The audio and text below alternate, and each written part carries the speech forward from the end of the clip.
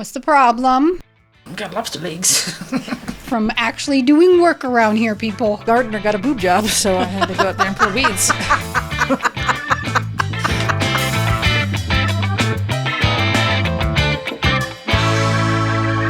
Anyway, lobster legs. Thanks for helping out. Yeah, sure. I'm doing some shit around here. Yeah, sure. I don't think we should introduce ourselves anymore. No? What? Okay. No. Why? If you don't know who we are by now, fuck you. All right, there you heard it. I will put our name one time above us in the beginning, and then you just gotta fucking remember. But what if It's a they're test, listening? people. What if they're listening? Then they should know who he is. Who is we? We are the Unlikely Podcasters. This is the last one. My name is Sunshine. I'm Susanna. I'm Tara! If it's the last one, I'm gonna make it good. I'm Dad. I should have done jazz hands. So here we are. What are you talking about? Education? Shut the fuck up. So, ladies and gentlemen, Tutti Fruities, I officially got my skin removal surgery 3 weeks ago. Mm-hmm. I'm wearing my garments. Compression garments. So I got my arms done, a brachioplasty. See how nice and thin they are? Sounds like a dinosaur. Right? Yeah, It does. right. And the brachioplasty approaches. I got a boob job. Can't really See see my them. boobs? Nope. They're strapped down in the They are compression strapped garment. down. But they're there. They're there. And then I got a tummy tuck with my muscles sewn together. I feel like something else. Oh, I did get a boob lift. So look, if you had your own regular boobs and they were sagging, you could just lift them up. Yep. You had, A lift. and then some Implants. implanted. Okay. Implanted. I had some implanted. That's what they're like. They look very lovely, I got to tell you, people. They do. I've seen them. See? See? So this all stemmed from... So today's episode, what are we talking about, Susanna? Weight loss. So Susanna and I have struggled with our weight Forever. as long as I've been freaking alive, I feel like. Mm-hmm. I've had weight issues. But, you know, if we back the train up, No beeping. we back the train up to when we was wee children. I'm gonna I some dynamite on a Trex.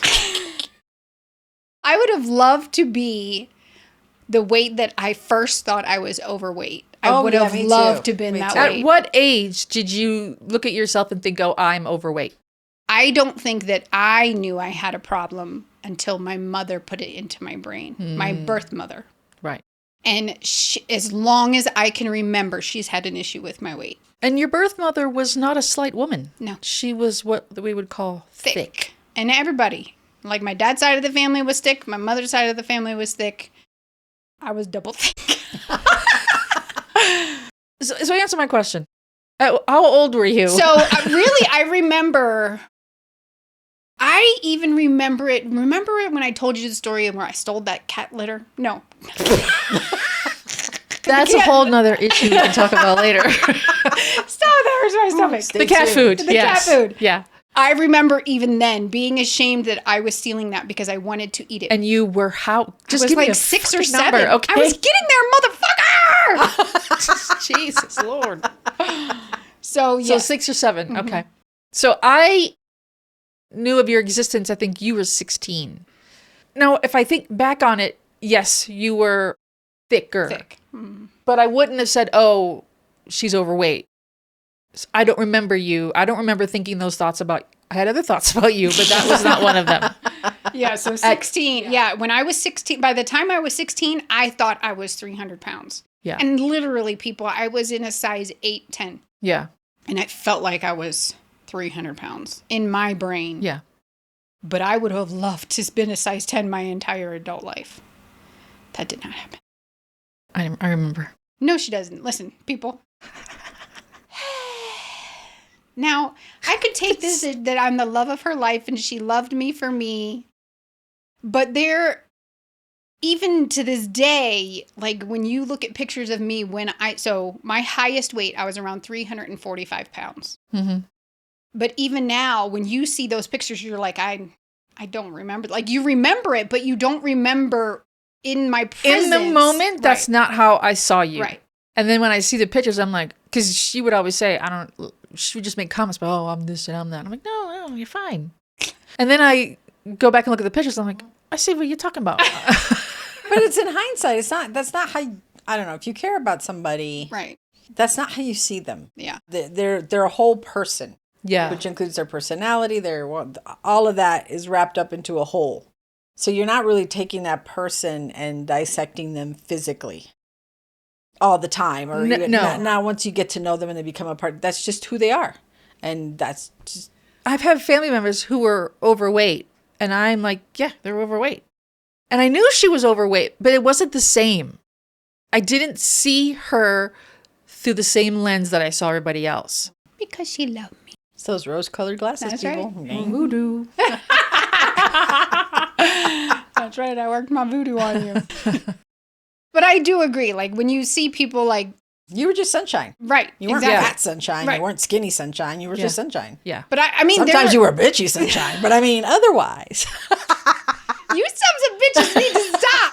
Like my stomach really is hurting today. I'm sorry. Okay, I'm sorry. Do you need a reclining chair? No, it's the laughing, the tightening of my muscles. But there are people in my life that is all they saw. Yeah. Same. I think that they just said every single time they saw me, they saw fat sunshine. Yeah. And they claimed to love me and would tell me things out of love. You really need to do this. You really need to do that. But I really do think that is where my initial weight problems started. And I don't think it didn't mean that they didn't love you. Right. And I think in their mind, They were helping me. there's a little bit of ignorance there, because if you were going to help her lose weight, that's not the avenue to go down, because it's just going to make her whatever, upset, whatever, which then you eat more when you're upset. Yeah. And it wasn't taken that way. So at some point you would say, okay, that's not a way that's going to work for her. Plus the fact that she was fully aware that she was overweight. She didn't need this reminder every time you had a conversation. Oh, yeah, that drives me nuts. It's like, I see myself I'm not ignorant to what I weigh. Mm-hmm. So you're like, you telling me constantly, does this, okay. Yeah. Thanks for pointing that out for the 1000th time. You know, if you eat different or you exercise, I mean, it's not like, oh, really?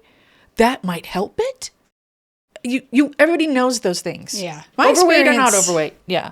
was a little different because mine was more backhanded. Sometimes public, or like humiliating. Yeah. They decided to call me out in a restaurant in front of everybody at the table. Who's they? Like my sisters. Like you don't need another one of those. Are you going to order? Why are you that? ordering dessert? Are you going to eat that? Yeah. And it's like, fuck you, bitch. That was really, because at that point, I'm angry and I'm going to double down. Yeah. Well, yeah, I am. And then I'm going to get another one. Yeah, I'm going to get another one, bitch. So, and it's just a response that you have, because like, how dare you do this to me? Yeah. In this public setting? You know what I mean? Why? Yeah. Why? What do you get off of this? Right. Yeah. So mine was more of that fashion. It wasn't like I'm trying to help you or I'm worried. No, it was very just being an asshole. Yeah, very much so. And it was just with no tact, with no whatever. The fact that I can remember back when I was like 6 and 7 years old, again, as long as I can remember, I've had a weight problem. Yeah. And Susanna and I have done everything fucking diet under the sun. Everything. Like can't think of one that we haven't. Keto, remember the cabbage soup diet we did? Keto was horrible. And it Keto was all right. It worked for me. I lost 50 pounds. I lost on almost every single thing, but I have never been able to sustain any of the weight loss. Because who can sustain not eating carbs? It's Carbs very are difficult. the joy of the world. How can you not experience them? They are. I did Atkins. Yep. You did Atkins before keto was a thing. Yes, I did Atkins for over a year. And you were successful. And I was successful. I lost a lot of weight. Yeah. And then once I went off, I slowly gained it back. So do you think that you gain it back not because of a physical problem, but there's a mental part?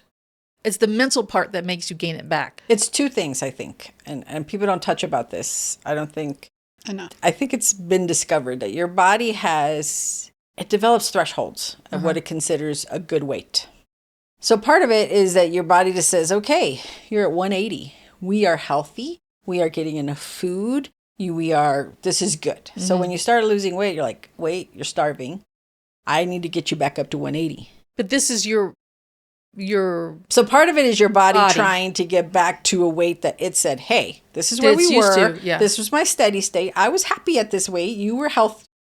Your brain, whatever, however your body has evolved, says that. And the other piece then is, yes, I have what's called food noise. Like food is... I have candy noise. Yes, you have candy noise. I have food noise where like, even though I could not be hungry, that's not the point. The point is my brain says, hey, there's some peanut butter and some jelly. Let's go have a sandwich. Comes from?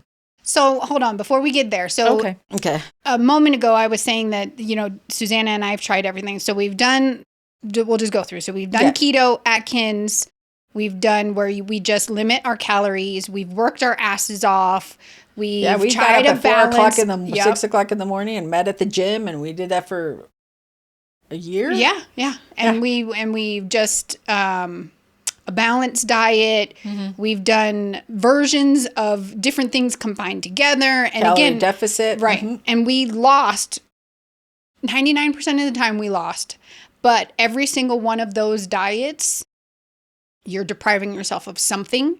And so in my opinion, that's why they never sustained. Like they worked in the moment. As long as we could get our minds wrapped around what our goal was, it worked.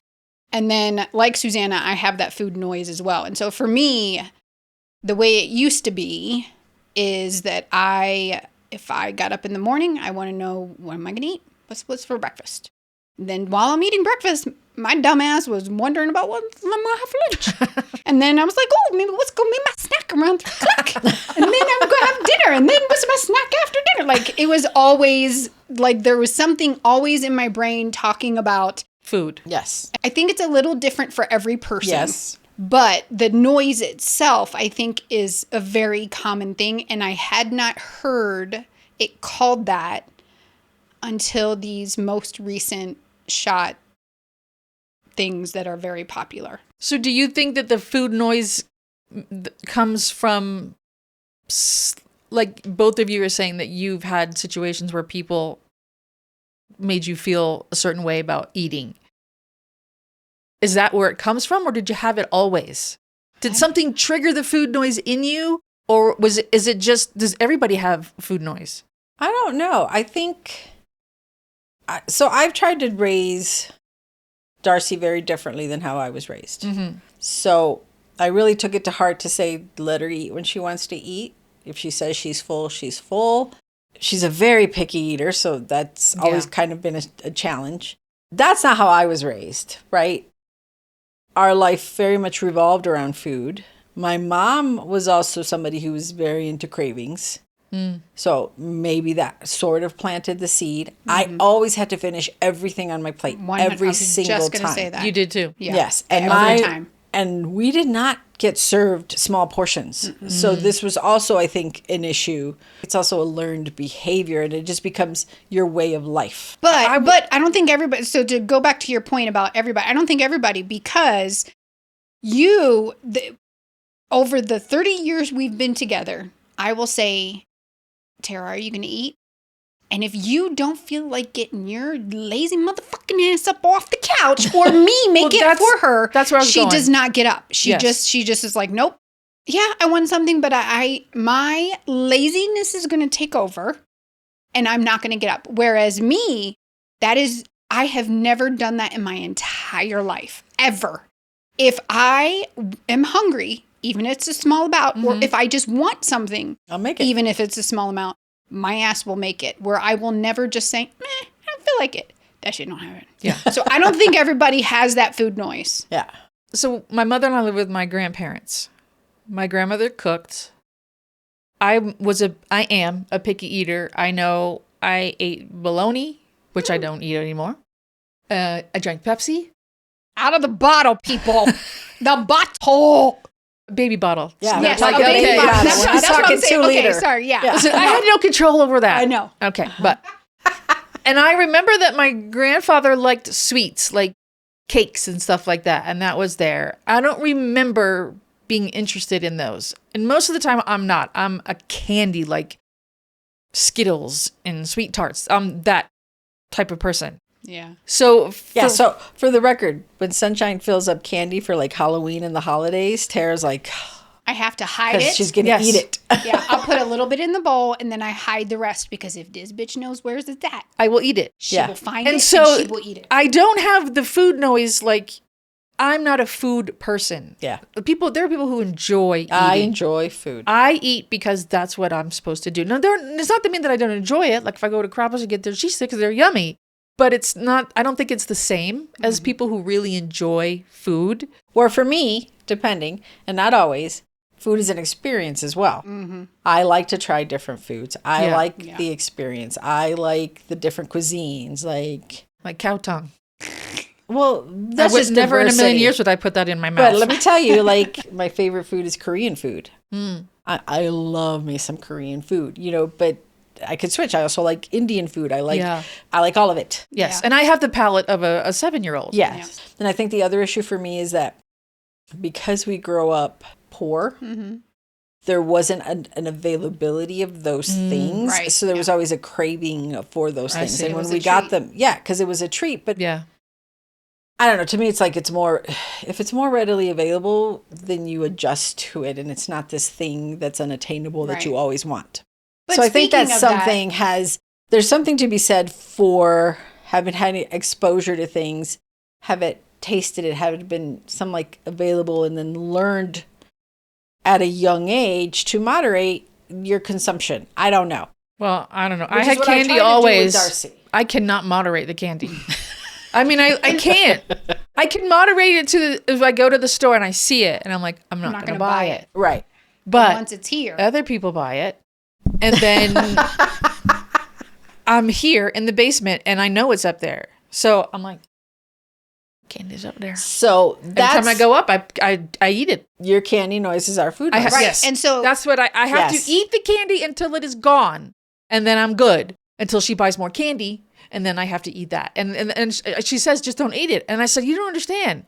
I don't understand. Have a choice. I don't fucking understand. Well, every time you say, just don't eat it. I know. But I'm like, I have to. So for me, what worked for me is back in 2015, I decided to get gastric bypass. And everybody that I talked to, including Tara, including Susanna, you both said to me, I don't know if you recall, but you're like, I don't know if you should do this. This is a big step. Yes. This is a huge thing. Yes. Are you sure? And let me tell you, 10 years later, I never, ever regret. I regretted it the day I got it. So I got it that very first day when I woke up from surgery. And they tell you, like, you have to go see a counselor. You talk to the doctor. Like, there's a lot of stuff that goes on when you go through this process. Before. Like she had to lose an X amount of weight. Right. All those things. Yeah. So at my highest, trying to gauge your commitment and stuff like that. Yes. So the day that I had the surgery, woke up, that night was the most awful thing I've ever felt in my life. I've never, even to this day, even after this surgery, I never felt this way. Even after a C-section, I never felt. It was the most awful feeling, because for a gastric bypass, what they do is they take your intestines, they snip here, and they reroute your stuff. Everything's still there. They don't pull anything out. Like with the sleeve, they pull some stuff out. With the gastric bypass, they don't. They reroute your intestines, and they kind of, they sew your stomach together so it's really small, but they don't remove anything. And so they did a lot of junk in there, and that was awful. And thank goodness for me, it was only one day, but they told me ahead of time, you will regret this surgery that first day. And I motherfucking did. And I was like, the very next day, I could see the light at the end of the tunnel. And for me, I did every single thing the doctor said for 2 years solid. I did not deviate at all in any which way or form. And it was extremely successful for me. You lost how much for that in that? about 120 pounds just from the surgery itself. And then I got, the lowest I ever got to was 196. For a long time, I was around 202 to 205, and I stayed at that weight for a very long time. And I could not, didn't matter what the hell I did, I could not get below that weight. And so I just thought I would be 200 pounds for the rest of my life, and it is what it is. And then last summer, I decided, because my parents were doing the weight loss drugs, what's it called? GLP-1? Yeah, Is that what it's GLP-1, called? yeah. Right. My dad had a little chat with me. He's like, you should think about it. And I'm like, no, because you didn't hear a lot about it. Yeah. All you hear was the bad things, blah, blah, blah. He's like, but look, we're successful on it. We've lost this much weight, blah, blah, blah. So I did my research and I did go on it. And then I switched to Wegovy, and then I lost another 80 pounds. So now, this morning, I weigh 141. And so finally, now I'm a size between 4 and 6, depending on what store you go to. I still can't believe it. In my brain, if somebody says, what size are you? Oh, when I went to go get a mammogram before my boob job, you had to get a mammogram. And the lady hands me the little I gown. thought she was going to say, she handed me my boobs. Here we go. Let me help you put them up there. That's basically how it looked like a little pancake. But so she's taking me back to the thing, and she's like, okay, well, I think this gown will fit you. And I'm like, okay, I took it. And then I opened it up, and I was like, oh my God, she handed me a medium. In her brain, she sees me as a medium. Because to me, I still see myself as an extra large, 2X, whatever. Yeah. My brain still doesn't process. For me, all of that's what finally worked for me. And I think there's a risk, inherent of not seeing yourself, because I think it takes your brain a while to catch up to what your weight is. Yes. And so then I think the risk is that you keep wanting to lose weight because you don't think you're thin enough. Yeah. When you're there, or the opposite. Or my BMI says this is what I should be. Yes. So Yes. she's telling me, Oh, yeah. I'm looking at her, I'm like, look, sometimes you're shuffling around this house and I think you're going to fall over because she's a tiny woman, Yes. right? And she's telling me, well, my According BMI, to my thing, I'm still overweight. according to my BMI, I'm still overweight. I said, well, then your BMI is an asshole liar. I said, because if you lose any weight, you're not going to be able to hold your head up anymore. Your body's just going to be like, brink. So I think people have in their mind, well, BMI is telling me that this is what I'm supposed to be, but but that's not- look at yourself. Yes. Look at your body. Tell me where it is. Oh, my legs could still be thinner. Okay, look. I got thick legs, people. But I think that is My makeup. Yes, because your mother had those legs. I don't think that. Well, your dad's legs now are like tiny pigs. They are, but like my aunt, she had thick legs Yeah. too. So the women on your people, they have thick legs. So I think that's just what you have. But I don't think that now, if you were to walk around, people would say, "Oh, look at the big old thick legs on her." But Okay, so did you I see think Susanna? She was looking at my legs. I saw her eyes go she's down. trying to see if I think they're big legs. So we've had these conversations, especially through Sunshine's weight loss. Yeah.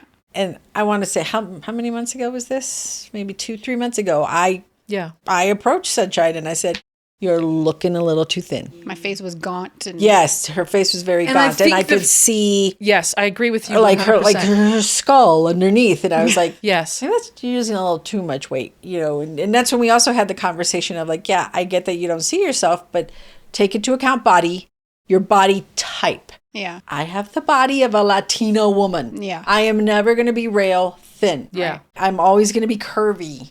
I always have been. And so you have to accept that and not try to get to this ideal that you've seen or whatever you've put in your brain because you've seen it like, oh, I should look like this. Right. But no, because that's not my body type. Right. And for me, that's not it. I don't want to be real thin. Literally, I look at what the scale says for my height, and that it does get into my brain. That it still says, even to right now, this morning, it still says I'm overweight. And listen, I suffer from the same thing.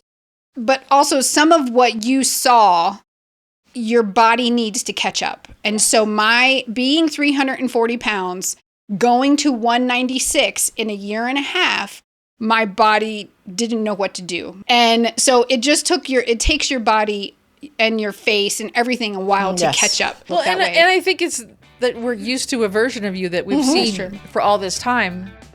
And now all of a sudden you're this tiny little woman shuffling around the house. Plus the fact that you shuffle. Yeah. If you would just see her from the back. So, this little grandma's coming over. Yeah. Coming over. She's this little cane. Come back next week for part 2 of our discussion about weight loss, where we will talk about the stigmas surrounding some of the new weight loss drugs. See you there.